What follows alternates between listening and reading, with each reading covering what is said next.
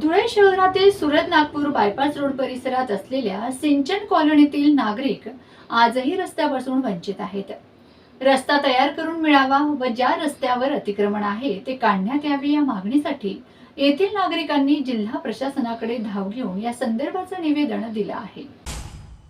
प्रस्तुत निवेदनात म्हटले आहे की धुळे महानगरपालिका हद्दीतील सुरत नागपूर बायपास रोडवर सर्वे नंबर 76-2 मध्ये सिंचन कॉलनी आहे।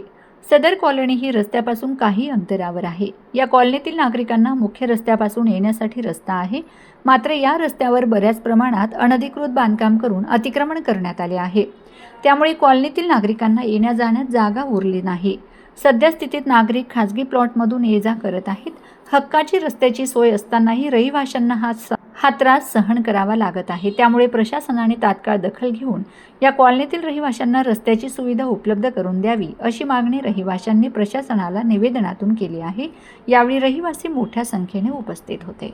मी विलास परशुराम बापी, चेअरमन सिंचन नगर सहकारी संस्था धुळे येथे सर्व आमचे रहिवासी इथे तक्रार देण्यासाठी आलेले आहेत। आमच्या 76-2 गटमध्ये लागून असलेला 9 मीटरचा रस्ता येथे कोणीतरी अज्ञात व्यक्तीने अतिक्रमण केलेले आहे। त्यामुळे सर्व रहिवाशांना येण्या जाण्यासाठी अडचण निर्माण होत आहे। तसेच त्या जे वहिवाट आहे त्या वहिवाटीला लागून एक मोठा बिअर बार आणि हॉटेल उघडण्यात आलेली।